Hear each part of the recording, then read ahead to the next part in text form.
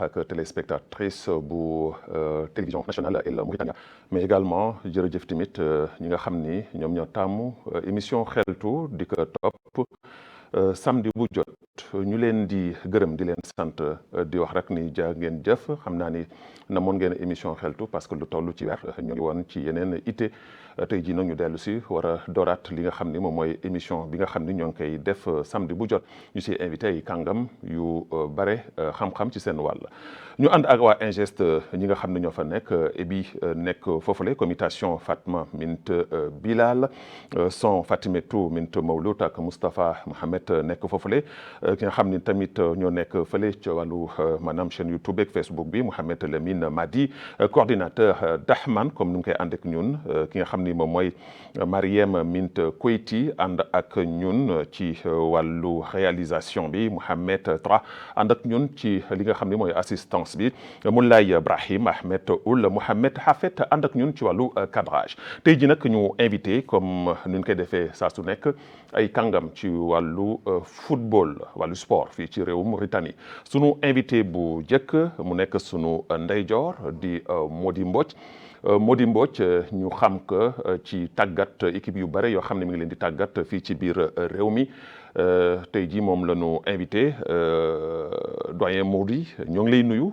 di la sant di la gërëm ci ni nga nanga suñu invitation xam na ni xat nga lool waaye nga nangul na ko ngir rek ñu mën a faram-fàccee ci li nga xam ni moom mooy xew-xew ci wàllu tàggat yaram fii ci biir réew mi rawatina di wàllu football ñu jox la kàddu gi nga nuyoog suñu mbokku téléspectatrices yi ak téléspectateurs yi ñu soog a dugg ci waxtaan wi. salaamaaleykum wa rahmatulah wa barakatu di jërëjëf d'abord ci invitation bi ñuy sargal ñaal ci invitation bi d'abord di am mbégte di partager ak plateau bi sama rak sama xarit sama àndandoo donc ma koy nuyu wàlle baax di ko sargal di ko ziar baax a baax di la ziar yow mi indi initiative bi invité ñu fi di nuyu mbokk waalo yëpp nag di leen ñaanal jàmm yàlla yàgg waalo ñu jëm si kanam.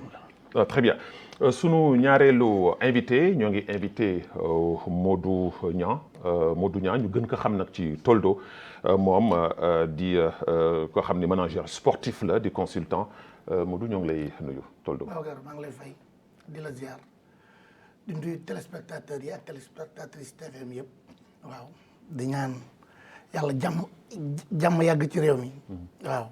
mbas mi bàyyi ñu fi bu ñu teqalee ko moom ñun ñëpp ñu delluwaat suñuy activité très bien comme ça dox. très bien voilà donc sunu ñaari invité nga noonu ay kàngam nag noonu ci wàllu footballu réew Mauritanie parce que tey jii fi footballu Mauritanie toll kenn mënu ko tudd te ñaari tur yi wala ñaari invité yi nga xam ne invité na leen ko tey jii kenn du leen tudd ci biir réewum Mauritanie waaye laata ñuy door sax ci biir waxtaan wi dañuy dédié tey jii sunu émission xeltu di ko dédié sunu mag Babacar Mbach di ko rendre hommage di sunu mag koo xam ni ku cheroon si ñun la nekkoon ku nu jóge woon nekkoon sunu xarit génn àdduna naka dimanche bi passé fële ca Ndakaaru ñu koy rendre hommage à travers tey jii émission bi di ko rendre hommage di ko jaale njabootam yëpp commencé ci soxnaam Aminata Mbeng ki nga xam ni mooy taawam ndey Ami Mbacc ak Mami Laay Daba Pape Doudou ak ki nga xam ni moom mooy Bintu Mbacc ñoom ñëpp ak famille bi yëpp nag ñu ngi leen di jaale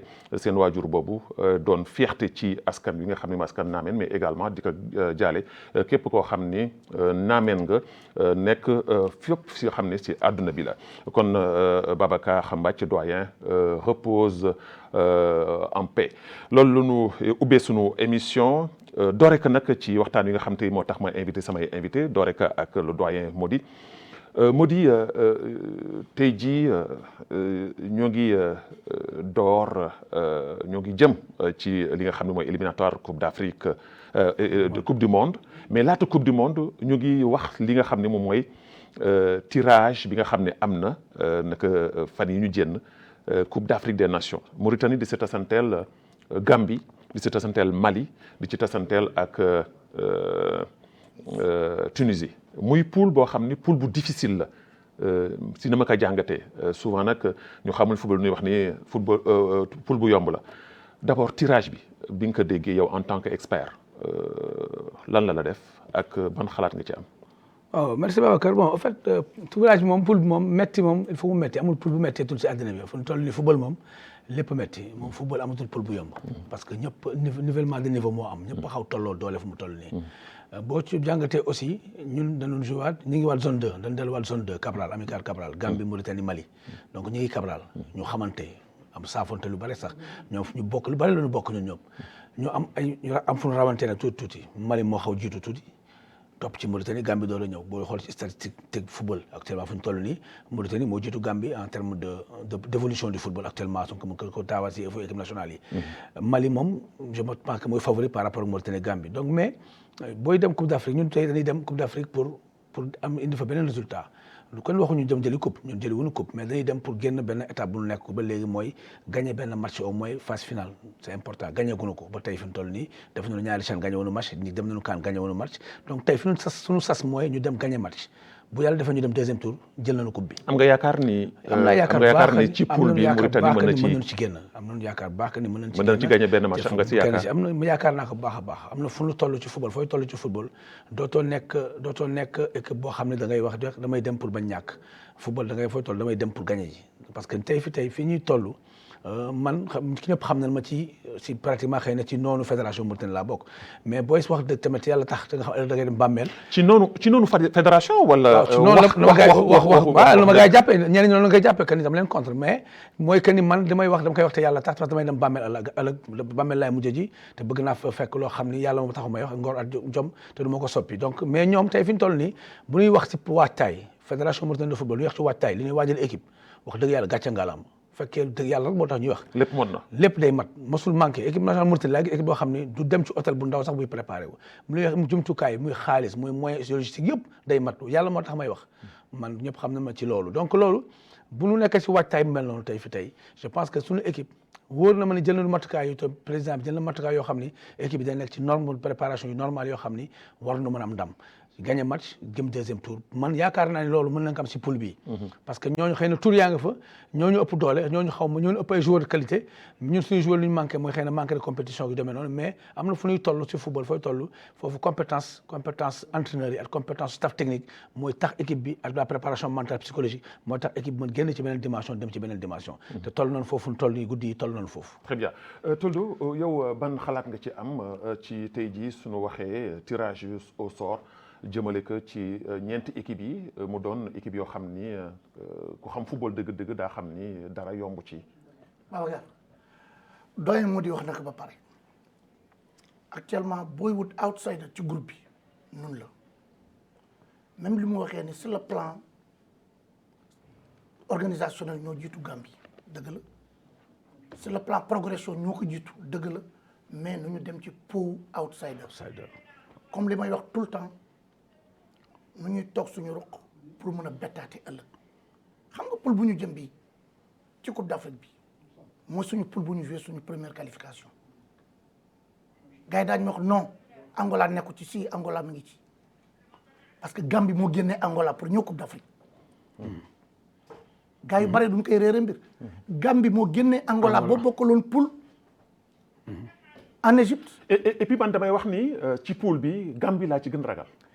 c'est-à-dire que xam nga moo di wax naka léegi du ñu dellu zone 2 am na ñu ko doon ñaan yàlla derby zone 2 pourtant am na ku ko xaw a trouvé Sénégal Mauritanie Mali Gambie ma ne ko ñaanuñu ko yàlla Sénégal dañ Tunisie dugg xam nga léegi da ngay jël Tunisie ak Mali favori mais nag attention Coupe d'Afrique lu ñu jëm Tunisie gagné wuñu édition bay passé Mali moo doon suñu dal école on a perdu contre le Mali 4-0 lu ñu perte. 4-1. 4 lan 4-1 dugal nañu pelanti. Hassanul Ait moo doon suñu dal école. jëlal yow sa premier jour ba ngay dal école guddi gi daa nelaw. déedéet. yër yu bees yu la mère bi tegal wala paa bi sa wet nga koy teg. nga kontaan xam nga doo nelaw da ngay rêvé. di ñaan yàlla yeewu si jàmm. yeewu si jàmm. mais boo ñëwee ba jub mètre bi sa yaay war la bàyyi dem doo jooy.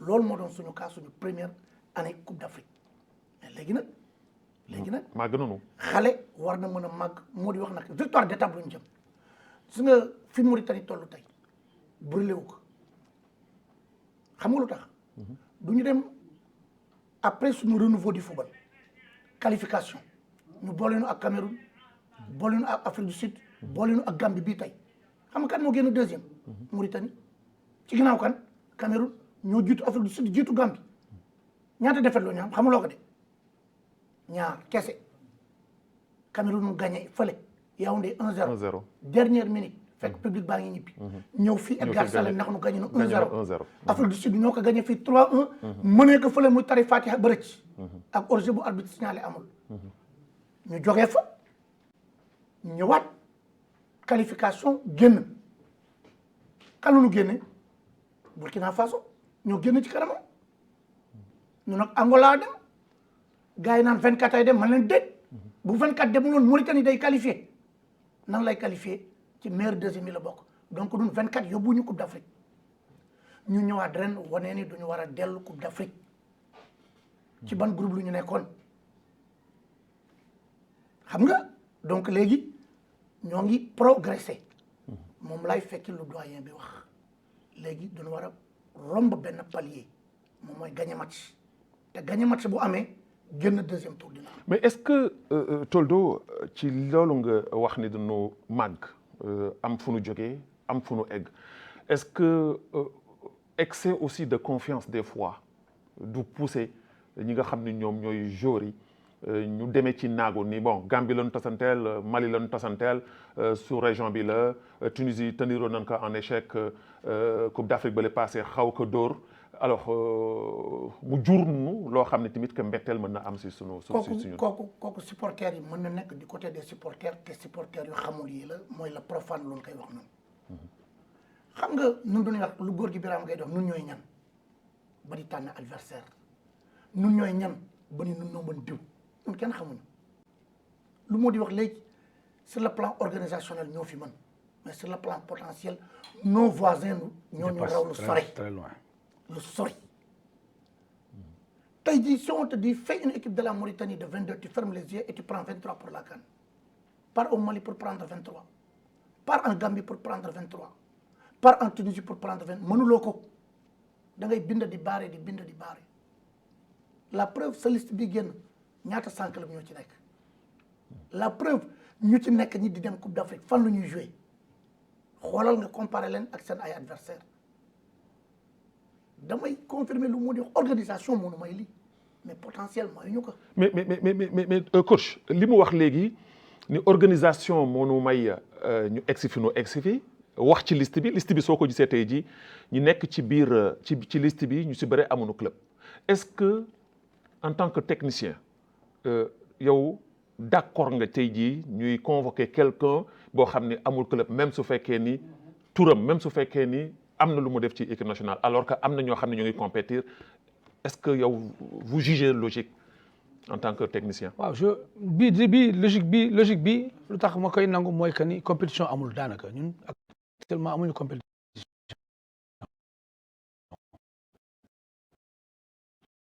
mooy kenn compétir wul en Mauritanie déjà on n'a pas de compétition championnat tëj depuis 2 mois kenn joué wul donc ñi nekk sans club au moins ñi nga club professionnel ñi entraîné régulièrement ñi joué match test saison mais mu amul match officiel am na match de pré-saison am na ay entraînement de qualité mu leen permettre ñoom certaines assises technico-tactiques yoo xam ne di leen permettre jàppale mais ñi nekk fii tey parewuñu tey joueur Mauritanie tey parewuñu ñi nekk biir championnat Mauritanie ñi si bare da leen di lim daanaka donc ñooñu nekk fële bu dee sur la CAN parce que yàlla dina fekk championnat Mauritanie tijji dina fekk yeneen championnat tijji foofu dina am beneen liste buy bees parce que day foofu compétition dina tegu en valeur dina tegu coach bi mi ngi ci dynamique boo xam ne organisation am day wax que ni ñii laa àndoon ba fii ñoo ma indi ba fii xam nga coach aussi parfois du gisee ni supporter di gisee wala dirigeant ni muy gisee dafay am ay base technico tactique yoo xam ni ak logistique organisation boo xam ni entraîneur si daf koy gëm mooy que ni man kat Babacar bii moom mooy sama axial go droit ni mooy projet bu ma teg bi le projet jeu moom moo ko mën jouer bu may nekk dama koy tàggataat dama koy préparer waat kii pare na dama koy ajuster rek orientation ajustement mooy laay def parce que équipe nationale amul entraînement équipe nationale mise en place la match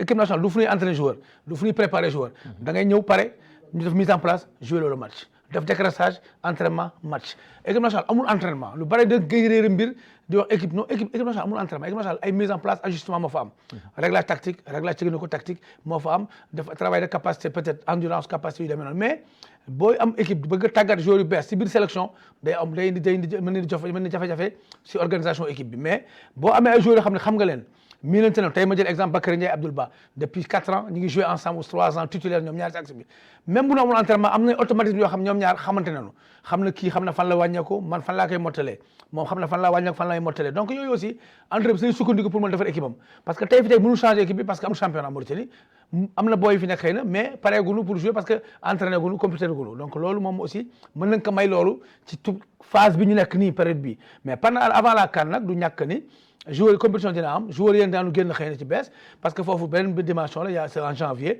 on a 4 mois encore je pense que loolu dina tax xëy na mu gën a kii mais assises yooyu mënoo ko xëy rek soppi ko nu nga koy soppee noonu parce que du yomb du club équipe nationale dafa xaw sensible. mais en tant que technicien est-ce que tey jii amul lenn loo xam ne tey jii soo ko doon yokk ci équipe nationale bi maanaam liste bi nga xam ne convoqué nañ ko muy ay joueurs yoo xam ne bàyyi na leen si gannaaw te yow nga gisoon ni waroon nañu bokk ci sélection bi.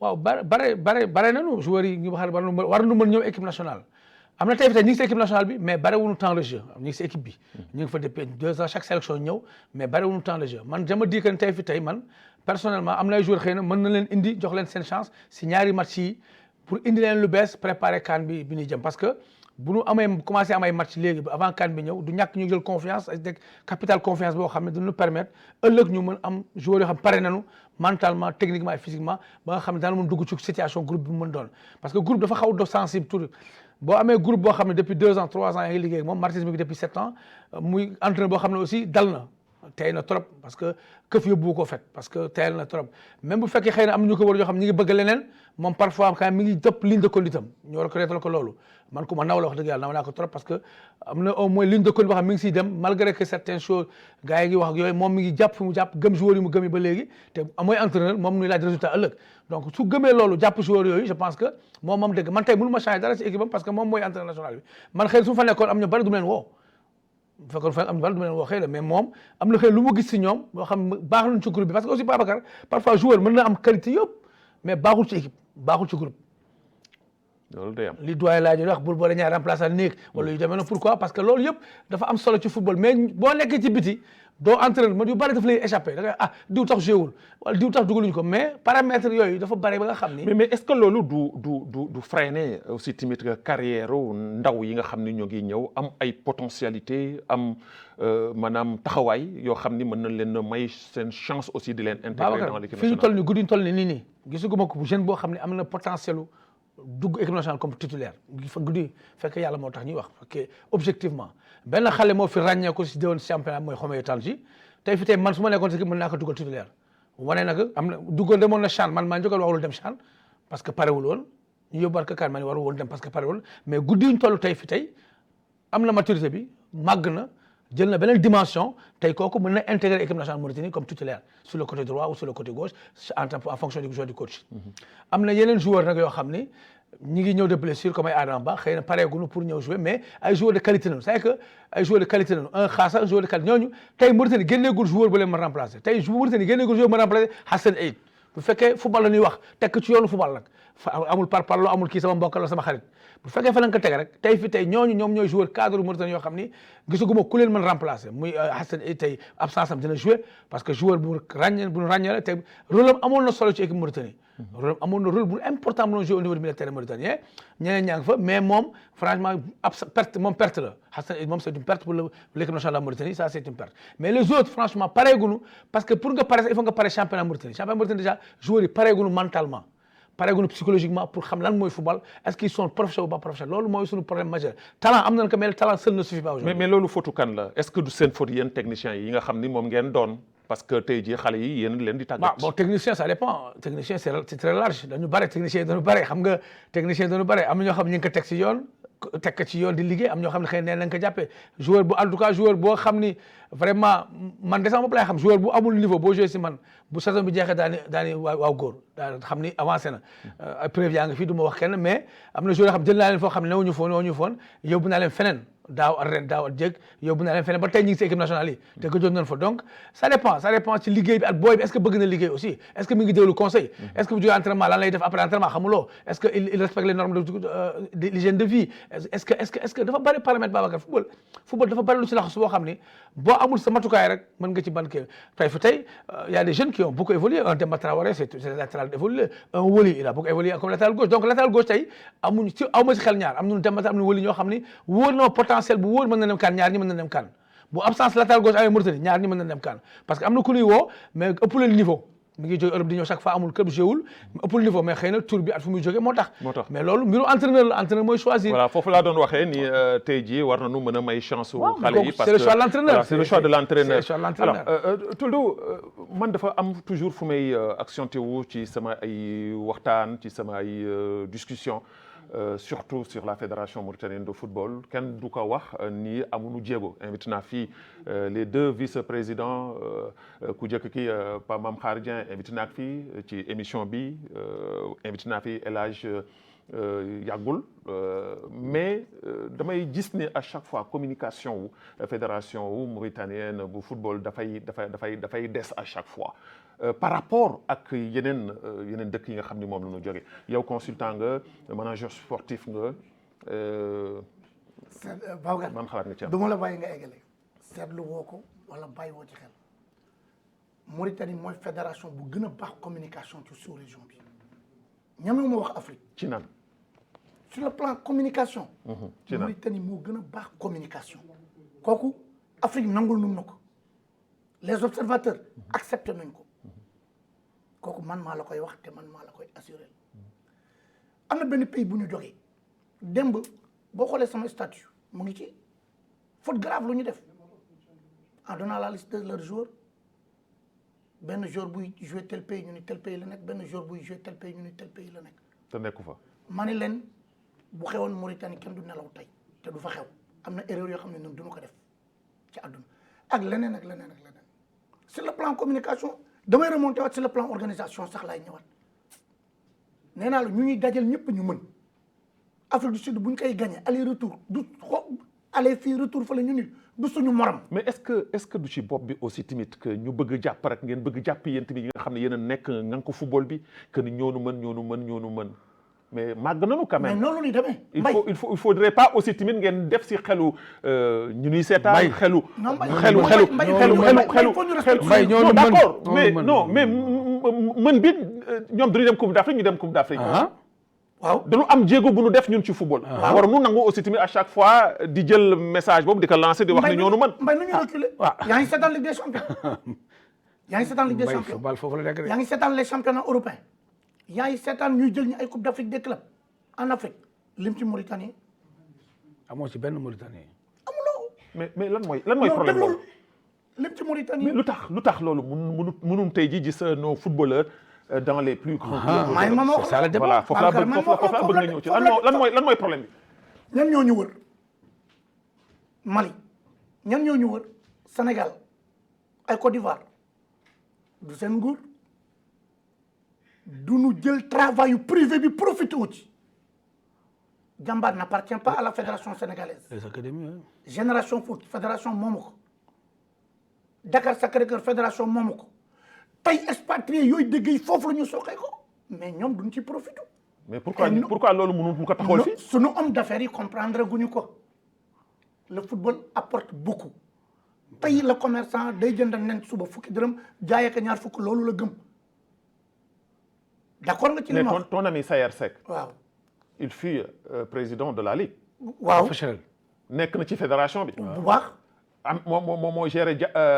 Jambar bu baax. mais pourquoi le président de la fédération. Ahmed Yahya mënul def li ni mel. non dañuy waxtaan xam nga Ahmed fédération mauritanienne la géré footballu Mauritanie la géré. mais mën naa am académie. c'est pas interdit. c'est pas interdit. pourquoi moom jëlul moyen pour que ci def. il a une académie. mais ne am na académie. Ahmed il a une académie. ban académie la. FC Nouadhibou a une académie. mais peut-être maintenant nag. non mais foofu laay daanelee non foofu laay jëm FC Nouadhibou même su fekkee ni académie la. tey jii comme li ngeen wax fii tey jii ni dafa war a am ay académie pour mu mën a jénne joueurs yoo xam ne daanu mën a dem tey gis leen dans mbay fa laa jëm xam nga Sénégal daal lim Côte d'Ivoire lu ko fi mayoon doole. Ils ont pris la CAN ñaata at après génération boobu. avec Jean-Marc Guiou. mu jóg ça s'est mal terminé mu ñëw Mali xam nga gars yi du ñuy fàtte résultat Mali Guiou bu mu jógee Côte d'Ivoire Mali la ñëw. def li nu mel.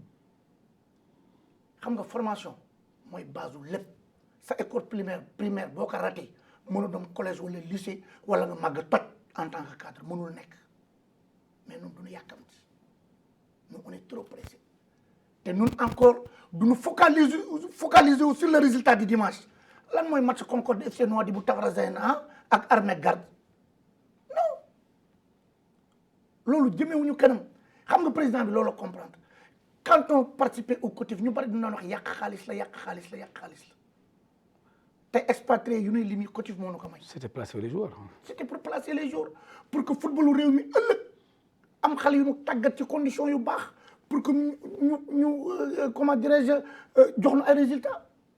Hassan moo di tudd na ko léegi Ali Valenciennes mi ngay gis chaque dimanche muy joué fii la jógee Concorde gi la nekkoon. waaw mais Toldo. Abdoulaye. d'accord mais Toldo man dama am loo xam ne dama koy delloo siwaat parce que souvent damay wax ni ñun Mauritanie. waaw dafa am ay détails yoo xam ne toujours dañ koy jàpp. mooy lan loolu dama koy jël ci état bi ci kaw. jëm ko ci ba ci suuf ba ñëw ci wàllu fédération mauritanienne de football. wax ma détail mooy lan. dégg naa fi ay rumeurs yu doon daw ñu ni Pape Ibnou Ba. waaw le Sénégalais là. c'est un Saint-Louisien. ni wax moom mu jénn wax ni Corentin Martins woo na ko. bëgg mu ñëw équipe nationale. moom dafa bañ parce que dafa préférer le Sénégal à 29 ans. j'ai invité ici El Hadj mu ni ma loolu amul parce que moom wax na ak Corentin Martins mu ne xamul jour boobu. benn deuxièmement tey jii am na ay jamono ñu defoon ko fi indil na fi ay brésilien lañu xaw ma ay indien lañu xaw ma ay lan lañu indi ko ci équipe nationale. neutraliser leen. mais tey jii am na ay xale yoo xam ne ñoo ngi ci biti. ñoo xam togale lañu ñoo xam nangam lañu mais tey jii suñu bëggoon tey jii intégré wala tey jii entraîneur bi bëggoon dem doxi leen pour leen indi leen ñu nekk ci yenn club yu mag yi tey jii fédération mauritanienne à 80% du nangu loolu. donc règlement bi changé na Mbaye sur ce plan là règlement bi changé na. il faut nga am ay attaches. il faut nga am attache. dafa changé léegi il faut nga am ay attaches. am na ñoo xam ne tey bu leen neexee ñu joué Mauritanie joué Sénégal joué Gambie joué Côte d'Ivoire. joué Maroc am na. il y a des gens qui ont choisi le Maroc. mënoon jouer Sénégal il y a des gens qui ont choisi la Mauritanie mënoon jël Maroc. comme le Sofiane Diop. mais pourquoi ñun. mais xam nga le cas Pape Ibnou du ma ci sori. Pape Ibnou du ma ci sori. pourquoi doo sori. discuter nun ci benn kii man leen bu mu noppi. noonu ko bàyyi bu mu noppi. bu noppee ñu soog a wax damay xaar Pape Ibnou noppi pour ñu wax. mais Pape waxatul. depuis boobu la gëj wax. non noppi bu mu gën a noppi. noonu la lay noppee. non dama lay jox exemple tey. mais man xam nga mais man non je ne peux pas comprendre yéen fan ngeen teg. ngeen ni Corentin Martins waxu ko. kooku man waxul ak moom. du ma ci détail parce que man xam naa source bi xam naa wax ji fu mu jógee du ma ci détail te ci télévision laa nekk. mais da nga war a wax da nga war a wax leeral ñu ñuy seetaan parce que man j'ai été interpellé. waaw. à Dakar. waaw. par des Sénégalais. waaw yu ma wax ni ma yéen da ngeen di wut sunu ay joueurs. da ngeen di wut si sunu ay joueurs. man leen loolu man j'ai invité le président de la fédération le vice-président de la fédération sama plateau te loolu weddi na ko. mais am na yoo xam ne bëgguma ci détail mais dinaa ci dugg tey. voilà parce que il faut que aussi tamit ngeen leeral opinion nationale et internationale. am na yoo xam ne bëgguma ci détail mais Mbaye dinaa ci dugg tey. voilà ñëwal foofu laa bëgg a ñëw. xam nga y a beaucoup de joueurs. de la sous-région. yoo xam ni am nañu ay attaches Mauritanie. wala du ñuy profiter ci communication bu Mauritanie def. pour que seen pays d'origine jël leen. ma jox la ci ay exemple. joueur bu nekkoon Saint-Étienne choisir Sénégal. Diouf. non pas Saint-Étienne. non merde. bàyyil mu tëb ko. c'est un Sénégalais. dinaa la wax lan la. c'est pas CV. c'est pas Henri Saivet. non c'est l'autre là. nga jëlaat léegi nga jëlaat Sada Thioub. Sada Thioub laa la wax Sada Thioub moo mujj Aliou Cissé woo na ko léegi. mais Sada dafa fuité ci biir waxtaan Sada avait presque choisi la Mauritanie Sada avait presque choisi la Mauritanie mais dafa fuité. nan la fuité am un journaliste bu waxtaan bu ñu tànnal ñu waxtaan journaliste bi waxtaan ak agent Sada wax ko Aliou Cissé jël ko boo ko jëlul Mauritanie dina ko jël Bingourou dafa exploité suñu communication pour Sénégal woo ko Bingourou le gardien mais animu léegi animu y a un autre jour bu sama xel génn balaa émission bi jeex dinaa ko indi les gens l'ont critiqué à tort mais ils pouvaient choisir la Mauritanie ndax kayitu Mauritanie la amee nationalité française. kon pour yow Pape Ibnou Ba communication la dafa doon utiliser communication bi lay utiliser pour se faire appeler par Aliou Cissé bëgguma ci wax parce que Pape Ibnou mën na jouer Mauritanie suba je te dis la vérité. oui il peut toujours Pape Ibnou peut jouer avec la Mauritanie demain et que Pape Ibnou bu jouer ak Mauritanie dina jouer 10 ans ci kanam Pape Ibnou bu jouer Mauritanie dina jouer 10 ans ci kanam. ça c'est sûr. du ma la nëbb les locaux qu'on a ñaata at lu ñu def ci suñu sélection bi te ñun léegi duñu dem Coupe d'Afrique bi ñëpp condition yu ñuy demee kan nee naa la ku ñu ëppul condition ëppul ñu condition.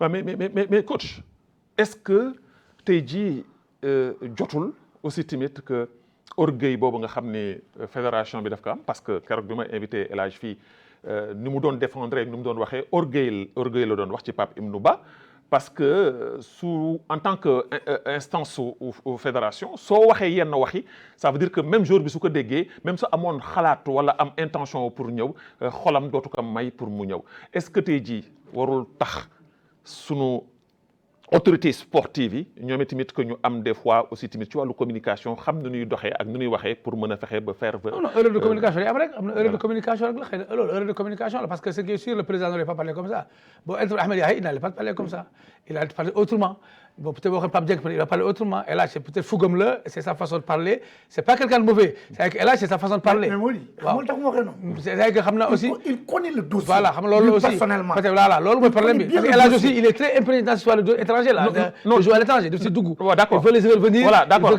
mais d'accord naa xam naa comprendre na loolu mais tey jii est-ce que tey jii ci wàllu communication boobu. waaw voilà dafa waxee mer rek dafa waxee parce que le mettant dans le dossier il est dans le dossier. ba pare xam nga mu ngi woon ci baax ci dossier bi donc affaire bi mel demee noonu xëy na mu wax ba tey le dossier n'est pas fini ah loolu Ibnou Ba n'est pas fini le dossier là il peut toujours venir comme a dit Mour Niang il mën na ñëw ba tey donc communication bi moom moo xëy na mu ko mais fédération Mauritanie de football en tout cas en termes de bon man je parle juste du président parce que xam naa ni moom communication il est bon en communication ça c'est sûr bu eggee fii tey communauté moo ko fi indi ñëw nañu fii jaay nañu ful Mauritanie fu ne te ful Mauritanie bu ñu defee ñaari pas des na téeméeri pas ci gannaaw defagul fi ñu war a egg gënu fa mais fexe na ba tey ñu jox lu cër communication la moom il a travaillé beaucoup sur la communication pour respecter ñu le fait d'amener des grands stars tout ça là c'est de la communication positive même si bu fekkee encore on dit le football mauritanien est malade on est encore malade loolu xaw ba tey doon sibiru wéragul joxagul ñokket amagul ba tey ñu ngi sibiru mais am na ay avancées yoo xam ni en termes de communication en termes de gestion de l'équipe nationale loolu boo koy seex ñun amuñu équipe de Babacar coupe mauritanien maa ko wax fii man moo di mbooj amuñu équipe lan la ñu am mbooloo dañoo am mbooloo bu takku rek. daayira bu takku rek jàpp ku nekk di joxe sa cotisation aju bu ne. ñu joxe cotisation mais bu ñu yaakaaree am nañu équipe comme ni Sénégal day dem jëli coupe yooyu erreur la parce que yow ñu ngay fekk mënoo leen. il faut dire la vérité ñun nag dañuy tàggat comme ni nga waxee yaakaar gagné match football mën nga ñëw gagné match même bu la waa ji mën nga ko gagné mais ci ay liggéey lay doon ay organisation mais booy dem nii rek ni man maa mën Tunisie maa mën Mali nga tekk fan nga ko teg. c'est que am na yoo xam ne aussi dañoo waxante dëgg le meilleur joueur championnat France en France aujourd'hui c'est un Tunisien tey ki gën a aay ci France malgré ñoom Neymar yëpp nga moom chaque semaine nga def weekend nga dégg mu rey équipe Tunisien la yow Mauritanie yaa ngi joué Algérie Maroc Arabie Saoudite Darou-Naim nga bëgg yaa mën ñi foog nga tekk fan football néewtul foofu football est-ce que du ngëm-ngëm bi mais ngëm-ngëm yow joueur du fédération bi de fédération waxul loolu fédération gëmul loolu fédération en interne xam nañu l'équipe bi na xam nañu que Martin xam na équipe bu mu am. kon ñun du ñuy dem aventure ñuy def. non aventure non waxee ma foofu. Mbaye non waxee ma foofu xam nga lan la. wax amuñu équipe par rapport technique je parle en technique par rapport à l'organisation au Mali à Tunisie. bu ñuy tey bu ñuy tànn tey ay joueurs CAN bu ñu la woon CAN sur les 24 équipes dañu wax léegi ñoo tànn joueur par joueur Mauritanie am joueur kenn du jël joueur Mauritanie 24 équipes yi doo jël joueur Mauritanie mais Mbaye joueur Tunisie ngay jël joueur Mali joueur Nigéria joueur Algérie joueur Cameroun joueur Sénégal. mais Gambie ay joueurs fu ñuy joué. ana joueur Gambie fu ñu joué xam nga joueur Gambie fu ñu joué. waaw je sais Après, Italie ñoo ngi Italie ñoo ngi Angleterre. Babacar say joueur ku dem Algérie ñaari weer ñibbisi. wala ku dem Gani mënoo fa joué sax nawetaan Gani mënoo ko joué. xanaa attaaya ji ak zirig bi la. wala Macron. non Mbaye xam nga moo di bu waxee ni amuñu. man technique laay waxee xam technique. nga il parle. que nun outsider. outsider nañu. mais du ñuy làqatu. pour am pour bett gars yi. di bette. di bette. mais Tunisie moo ñu mën. mais mënatuñu gagné. mais Tunisie ñu mën mais mënatuñu gagné. et il nous prend au sérieux. il nous prend très au sérieux. loolu la. Algérie keroog bu muy gagné. maanaam xare Badar la ko. bu ko arbitre Algérie keroog bu muy gagné. bu ko arbitre bi tëjjiwul woon du ñu gagné. waaw loolu dëgg la match boobu moom. Angola du gis nga ko. gis nga Angola ni mu baaxee. keroog duñ ko sonnalee Coupe d'Afrique ku ko sonnalee. le Maroc. ñu fekk que. xoolal qualification yi ñu joué. aller retour contre le Maroc on a pris 2 points sur 6. Maroc dugaluñu bii. et ci dëkkam et suñu dëkk mënul woon gëm loolu Maroc gagné wuñu aller retour. et alors que ci même période boobu la première équipe africaine le Sénégal daf ko écrasé 3-1. eggul kaw Maroc xam nga eggul kaw Maroc. non c'est vrai. on a mis moom la ma la football newul foofu football tey fi tey xam nga mënoo tey jël ci ay gestes di ko comparé joueur Mauritanie dañu waxante dëgg. mais taxawaay bi moo lay dimbali. taxawaay entraîneur bi xarañ sur le plan compétence tactique mën tactique Maroc bu ñu joué ak Maroc ma wax la benn Maroc bu ñu joué ak Maroc xam nga tactique Mauritanie la woon empêcher geste mu passe. man je suis dans le confident du coach adjoint je travaille beaucoup avec lui Ahmed Aïtrab vidéo coach on va empêcher à GS de jouer la balle bu ko bal bi mu laal bal moom du su laalee bal parce que moom du dribblé waaw fii lay taxaw passe moo ñaan fii lay taxaw passe kële fan Mauritanie loolu joué ils ont empêché 30% de ses capacités de passe et il n'a fait pas de balle de football foofu toll tey fi tey ñun vidéo Mauritanie xoolal bu lu wax vidéo xam nga moo di li mu wax lii gis nga lii moo di wax ni avancé nañu sur le plan professionnel on est en avance par rapport à beaucoup de gens. Mais on n'est pas encore professionnel. Mais non, bien sûr. Mais on est toujours amateur. D'accord. Non, Mbaye, non. Mais équipe nationale, non, équipe nationale. Il faut le reconnaître, Toldo. Non. Nous sommes pas encore professionnels. Non, on est amateur. Équipe nationale locale, équipe nationale. Voilà. Ils sont professionnels. Trop pro. Trop pro. Équipe nationale Mauritanie. Li ñu fay def ci xaalis la non dégg nga man fu ma waxee. Équipe nationale Mauritanie li mu fay def ci xaalis équipe A bi li ñu si def xaalis. ak conditions yi ñu nekk. ak conditions yi nekk yi Babacar. billahi wallahi taala conditions yi nekk dañu war di gagner match. Ils sont dans des conditions yoo xam ne optimales de performance. mais moo di man xam man du farma gaay man xam farma gaay man moo di tëbal équipe nationale. man farma gaay équipe nationale man l'équipe nationale. non Mbaye damay tëb équipe nationale tuuti. waaw xam nga gis nga sous région bi. équipe bi yabuñu fi ba ci au niveau des clubs waxuma résultat organisation. xam nga y a des clubs yu war a ñëw fii ñun suñu club yi duñu war a dem mais xam nga club yi war a ñëw fii lan lay waxaaleel. ay hôtel 15 000 est-ce que mën nga ko amal nga yaakaar daa jël un joueur mauritanien yóbbu ko à l'étranger joueur Concorde wala joueur FC Nouadhibou bu di ko jox hôtel 15 000 du ko nangu dootuñu ci tëdd président fédération dootu ko nangu dépassé nañu étape boobu. c'est vrai mais justement alors est-ce que tey jii fi nu toll fii nii jotul aussi tamit ci instance su football bu Mauritanie. ci match de préparation yi. waaw ñuy frotté wu avec les plus grands. ñan ñooy les plus grands.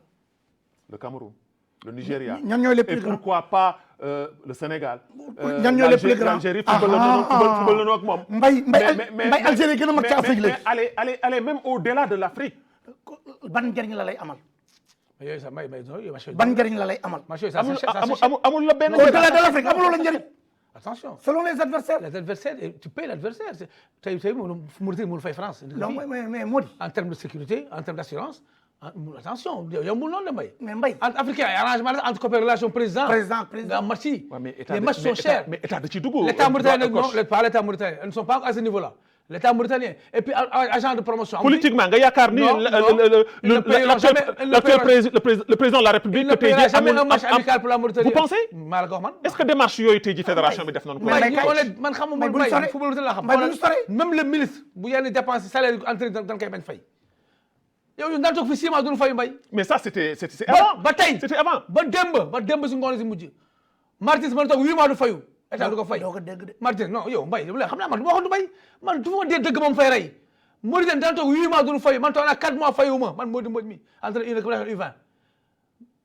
fédération état bi football bi c'est secondaire pour le moment nii gis nga amaguñu ministre bu gëm investir indi patronat bi indi homme d'affaires ñu investir dans le sport Mauritanie amagul. mais est-ce que coach la fédération. mais je ne suis pas leur ami. d'accord je ne suis pas leur avocat. mais est-ce que coach tey jii amul tey jii yoon bu nu war a mën a jaar pour mën a dem parce que je le dis à chaque fois parce que su dara tëjoo ci ministre de tutelle mais ministère de tutelle mais je pense bien que ni war na ma egg au sommet. maanaam dem primature ci premier ministre bi dem seeti le président de la République parce que xëy na am na lu bëri loo xam ne tey jii mi ngi dem. le président de la République n'est pas au courant. peut-être Mbaye ñu waxtaan. amul lu mu yëg président Mbaye on va causer dañuy waxtaan.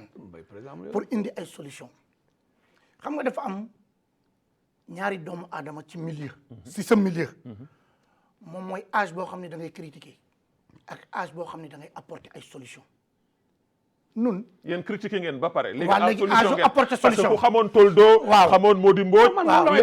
léegi ñëpp xamoon nañ leen ci songu ci xeex ci dóor du fi jën fii. moo di sax gaa ñi ne nu léegi dañ ko jox suukar quoi moo tax. waaw gaa ñi ne nu la jox suukar waaw bu ñuy jox suukar muy noppi. waaw léegi âge ci yéen laa ko gisee ah. Mbaye léegi âge apporter solution la ñu nekk. apporter solution voilà léegi. xam nga li moo di wax léegi.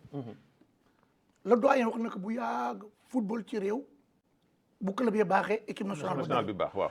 xam nga nos clubs il y a 20 ans étaient plus forts que nos clubs actuels d'aujourd'hui.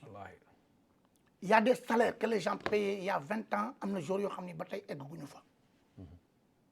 d'accord nga. du ma tudd tur équipe ndax publicité lay bañ. non d'accord naa. lu indi woon loolu. Mbaye xam nga ñoo ngi naan cohésion sociale unité nationale. xam nga lu ci gën a gaaw football bu gaaw bi gars yi nekk doon fi dialogue fii sonnoon nu politique dialogue ñu tër fi Afrique du Sud 3-1 kenn dégluwu leen c'est vrai déglu li mu nekk de équipe nationale rek mooy joué kenn du xuloo kenn ci stade bi kenn du xeexee kenn ci stade bi quand il y a victoire quand il y a beau jeu. mais tey jii su fekkee ni bàyyil ma eggale damay eggale. waaw. meilleur investissement, meilleure publicité pour un État. C'est le sport.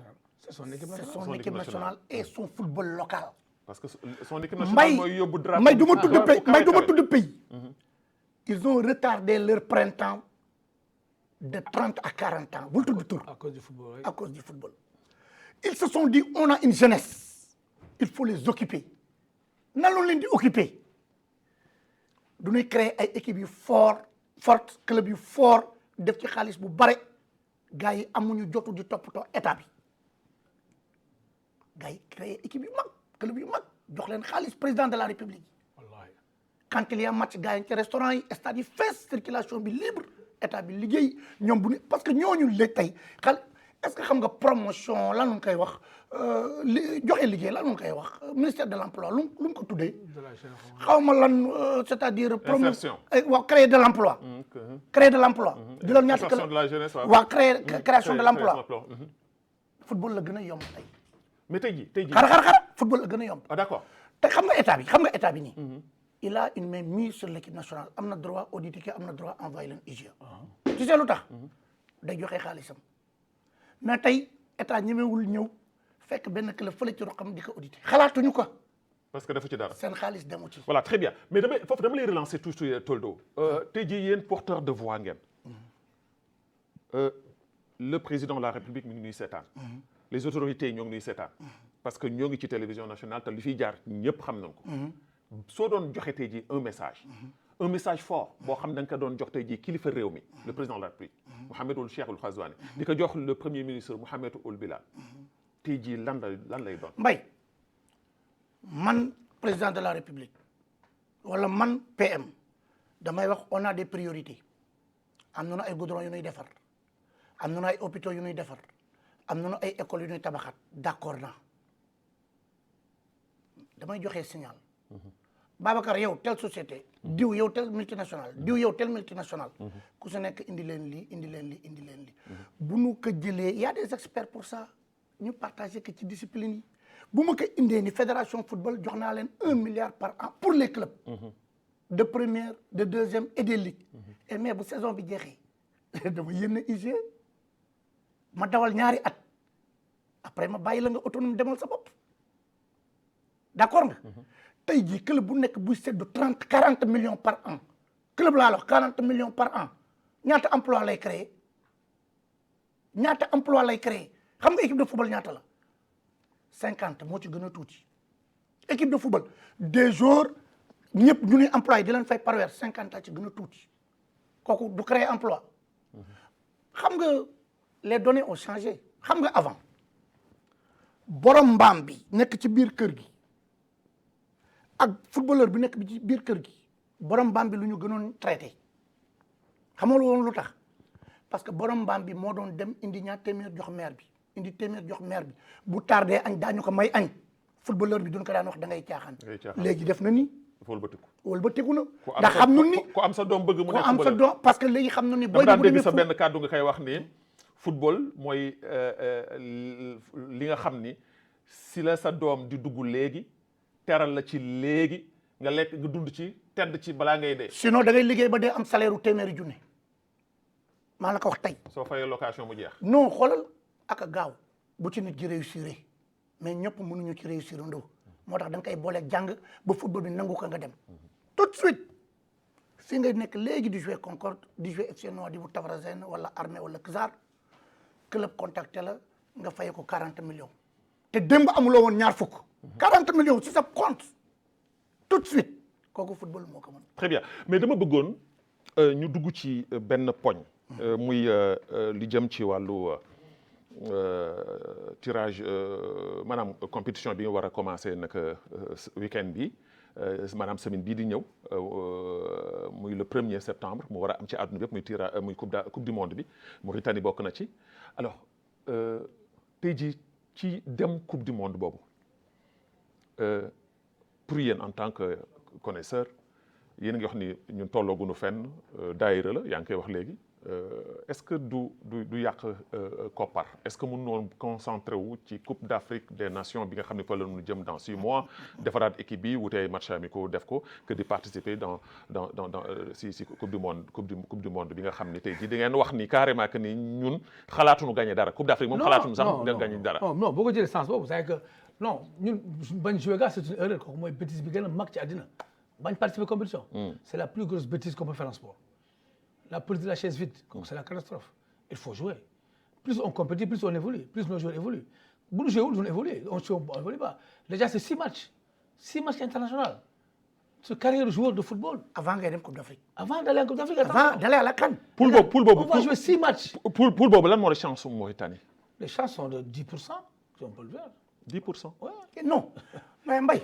Babacar kenn du tuddee favori man bëgg na ko utal mu favori mu rek xam nga mais yéen lan ngeen teg suñu réew yow ñun bu ñu tiragé boole no centre Afrique dama jël centre Afrique teg suñu kanam mais lan ngeen teg suñu réew mi suñu réew fu mu nekk boo jël les états en développement dans le pays dans le monde Mauritanie fu mu féete ci football développement jël développement étatique la waaw non loolu c'est autre chose c'est la même chose non coach man d'accord réew mi fu mu toll ni muy doxee ñun dañu déglu ma depuis des années ngi nii depuis des années ngi nii non d'accord même suñu demee ñaari coupe d'Afrique mais depuis des années mais coach depuis des années Mauritanie ngi nii pour nga door ko 1-0 jafe day jafe. progressé non ñetti at yi la. moom laa la waaw mais pourquoi pas ñu mën a am yaakaaru pourquoi pas dem. mais baal ma wax Sénégal ñaata la ko dumal. non mais baal ma wax. ëpp na joueur d'accord non mais ngëm-ngëm bokk na ci. ngëm bokk na ci. kaay ngambal nga jeu bëre Balla Gaye am nga kaay ngambal nga bëre Balla Gaye. jox la sëriñ àddina jox la sëriñ yëpp. waaw kaay ba gaay am dëkk. waay may ma jàmm waay ma koy sox muy daanu. dara mais loxo du jóg dama ni. Babacar football newul foofu. dama ni loolu sa xel. on est outsider. Pour le on peut pas être favori devant la Tunisie. Mais est-ce que xam ngeen ne les sportifs mauritaniens daan leen mere yéen ci plateau bi kay. xam nga lii may wax nii ci plateau bi. chaque jour ñu wax ko fu nekk. ñun fu ne lii nëbbu lu ko. Mbaye du ñuy waxtaan. xam nga ñun Mbaye nous on est outsider. may ma. tey jii équipe d'or la 1-0 c'est un problème. Tunisie bi ñuy wax bi Maroc bi ñuy wax bi Algérie bi ñuy wax bi. mais pourquoi pas ñu bañ a yaakaar métier bi. Mbaye métier bi ak vécu bi. Mbaye football fa raw Mbaye ñun noo ngi màgg. yow gëj nga si football ñu ngi koy reconnaître noo ngi màgg xam nga non damay ñëw non raw na la Mbaye fa raw na la yow. non bàyyi ma wax Mody mais Mbaye xam nga damay jëkk tontu ci la wax ci Mody moom mooy wér la ngi bañ a dem qualification coupe du monde. Mbaye xam nga luy coupe du monde mais est-ce que xam nga luy coupe du monde xam nga lu qualification coupe du monde. yaakaar naa xam moo tax ñuy dund après suñu fédération bi. qualification coupe du monde 6 matchs yu ñuy joué. même bu ñu qualifié wul daanu dund. li ngay dugg ci xaalis xam nga nu mu toll. bu ko tudd noppi. waaw yow du ñuy dund après. non mais xam naa ko. waaw bu ñu dugg ci loolu. su ngeen ko waxul xam naa noppi leen ñu teel a xam naa ko. wuy ma day tax ñuy dund après ma jox la exemple xam nga moo di lu ma wax léegi ku ne dajal coupe du monde Zambie est-ce que mooy champion d'Afrique de flèche date la xamuloo ko xanaa Zambie bul fàtte ni jël def coupe d'Afrique. Zambie champion d'Afrique. ñu bari di wut. ku ne dajal Tunisie moo lëmbee le football africain en club depuis des années. là d'accord. ak kan Guinée équatoriale. ñoo ko mën. ils ont démarré comme nous ils ont démarré comme nous. ñoo ko mën non de kay non tolloo doole. ñoo tolloo doole. ñoo tolloo doole équatorial moom. du ma nangu mu mën Mauritanie. mais Mbaye ñoo tolloo doole. du ma ko nangu. Mbaye ñoo tolloo doole. tolluwuñ doole ñoo ko mën. ñoo tolloo doole. non ñoo ma tolloo doole. ñoo ko mën. sur le plan moyen aussi macha allah ñoo ngi ci kaw. waaw d'accord naa loolu. ba pare seen club yi aussi ñoo ngi ci kaw. loolu d'accord naa seen club yi ñoo ngi ci kaw. ba pare kaay nag ñu waxtaan. xam nga day nax ñu bari ci yenn club yi équipe yi boo leen doon tudd. booy tudd Angola gaañu la non ngay tudd Cap-Vert gaañu la non au moment où les gens partaient en France ay Cap-Vert ak yooyu ay Angola ak ay Guinée équatoriale ñoo ngi dem ci ñu leen coloniser woon am fa ay professionnels suivre seen football loolay nax ñu bari day nax ñu bari nu ñu nangu nekk ci po outsider yow xam nga Tunisie xam nga daf ñu toppee mboor ñun daal dañu nekk mais fii la toll ñun daal parce que mënatuñu nanu nekk taalibe rek ba lu ñu am jël di gagné mais loolu ngay progresser. voilà mais ñu dugg tënk léegi ci championnat bi championnat Mauritanie parce que championnat bi si débat bi yëpp li ngeen wax ci championnat bi mooy ñun amuñu championnat maanaam c'est-à-dire que su dégg ngeen wax da ngeen duñuy xam ni ñun suñu championnat moom nawetaan sax moo ko tane. Mbaye kontaan naa. alors tey jii nan ngeen dundee le championnat mauritanien nan ngeen ko xalaatee coach. waaw en tout cas li am ba des mooy daaw championnat bi ñu génn nii. mooy championnat bi gën a bon bi gën a yées bi gën a ñàkk organisation bi gën a ñàkk qualité ci Mauritanie fu amee football tey. lu ko waral. en termes d'organisation formule bi ñu jël bi c'est catastrophique. formule bi lay wax. la formule a été catastrophique. kan moo def loolu fédération. les raisons je n'ai pas personne n'a compris les raisons c'est une formule man bu ma juddoo football j'ai fait minimum 29 ans dans le football. C'était pour ma première fois de voir ce style de règlement et de compétition. C'était pour ma première fois. Mais ba formule bi nan la demee pour ñi nga xam ne ñoo ngi seetaan. Vous avez mis 2 poules tu ngay jouer après dafa deuxième tirage da ngay yóbbu sa point kii di yóbbu point moi-même je n'avais pas compris le règlement. On est resté des mois kii kaw na tribune di yuuxu di casse pendant weer di casse ndax loolu kenn comprendre loolu. Personne les joueurs les équipes qui jouaient voilà dernière minute n'avaient pas compris le règlement. Donc c'était vraiment. Mais j'espère que rectifier nañ ko. Rectifier mais on a continué la même formule mais ça a eu beaucoup de conséquences. Ça a sacrifié pas mal d'équipes, pas mal de trucs. Et en termes de compétition, il n'y avait pas de qualité. Il n'y avait pas de qualité. C'était difficile. C'était vraiment catastrophique. Donc, lolo, en tout cas, heureusement, Diop Ben Yon Lawon, Djerna, mais sinon, c'est terrible. C'était vraiment. Du moins, tu n'as pas dit que tu formule bi. Tant que l'on, tu dois copier, coller, le maîtriser. D'accord. Si on a beau tout déléguer le championnat Mauritanie, tu sais que par rapport à l'État, nous avons les présidents de club Mbaye on a combien de clubs xam nga ñan ñoo leen di gàtt benn nit di fay salaire. tout à fait dundunu. benn nit di fay salaire. et je le disais temps yi ngeen nekkee Nasr di leen wax ne leen benn poche du yore équipe. non moo am ba léegi Mauritanie. moo am ba léegi. te su daanu amee rek musiba. non benn nit Nasr looloo ko tas. xoolal man dama koy wax tous les jours. et puis président yi def leen neex. non président de club xoolal président de club foo fekk ci station muy def carburant may ko junne. ils sont morts dee nañu. président de club yi. Est-ce que xam nga le Sénégal le Mali comment dirais-je la Gambie vivent la même chose mais ñooñu seen avantage mooy dañu am centre de formation di yóbbu ay joueurs à l'étranger mais benn nit ay yore pour équipe te loolu doxalul football foofu laa doon waxee léegi état bi jàppale club yi jàppale football bi mooy jàppale club yi ci fay salaire bi xam nga un président qui te dit il dépense 30 à 40 millions par an ci lan jaayoo benn joueur admis amul retour sur investissement tu dépenses à perte. lu état bi waroon def nga kay defal mais nu la jàppale tuuti. très bien pour que nga mën a souffler. très bien footballu réew bu doxee dëgg-dëgg bu ci nguur gi jàppee stratégiquement C'est comme ça. stratégiquement rek ñu lu progresse ci defoon yëpp mu fay da koy récupérer voilà très bien on m'a fait signe que ni émission bi jeex na alors léegi dama leen di bàyyi rek en 30 secondes kenn ku nekk tàggoo et puis ñu joxe daje xam naa ne daan fi dellu soit ci beneen débat yoo xam ne dana gën a yaatu jëmale ko ci éliminatoire yi ak li ciy topp li ñu analyser nag ñu sax di ko ñu analyser waat encore li nga xam ni moom lañ fi wax lépp tey coach Modou. bon do di leen remercier rek di leen remercier encore une fois pour yëg bi d'abord yëg bi nga nu yëg bi d'abord chaque fois di nu bàyyi xel di nu woo say émission donc loolu yàlla na ko yàlla fay yàlla ko sëñ Babacar taxawul amiin amiin donc yàlla na aussi yàlla dina fi mbas mi sonal na lool vraiment Covid bi moom war na dem quoi vraiment ñaan yàlla Covid bi dem comme ça jëlwaat comme suñuy mbir suñuy activité football bi stade yi feesaat parce que loolu aussi dafay arranger équipe nationale donc ñu ñaan yàlla rek yàlla def jàmm daal ci réew mi quoi. très bien non Babacar kontaan ci émission bi di dédicacer madame ak le bébé à la maison dédicacer la famille depuis gaaya di dédicacer waa parlement boutique ba ngoon gi voilà di ko dédicacer aussi waa tous la Ligue 1 waa parcours d'un champion voilà tous mes amis voilà di ko dédicacer aussi waa Gaia Sport et tout le monde voilà mbokku téléspectateur ak téléspectatrice bu émission xeltu tey jii seen ay invité ngeen noonu tey jii ñu amoon 2 experts comme ni mu leen ko waxee ci annonce bi 2 maanaam cadres du football mauritanien 2 fiertés moo di Mbodj coach entraîneur équipe yu bëri ci première division yi moo entraîné équipe nationale bu Mauritanie Modou Niang Toldo def lu bari ci équipe bu football yi di encadrer ay équipe di encadrer ay joueurs am relation internationale nekk un grand cadre di ko gërëm di ko sant bu baax a baax di gërëm waa Ingest fale ca régie EBI moo fa nekk commutation Fatma Mint Bilal son Fatimetou Mint Mawlut Moustapha Mohamed ki nga xam ni moo nekk fële ci wàllu chaîne YouTube bi Mohamed Lemine Madi coordinateur Dahman ki nga xam ne moo nekk ci réalisatrice bi tey jii Mariem Mint Koyti ki nga xam ni mooy Mohamed Tra àndoon ak ñun ci assistance bi Moulay Ibrahim Ahmed Oul Mohamed Hafet nekkoon ak ñun ci wàllu cadrage bi ñu ànd ak yéen ci seen émission xeltu di leen jox daje comme ni leen ko waxee ca njëlbeen ba Babacar Mbacc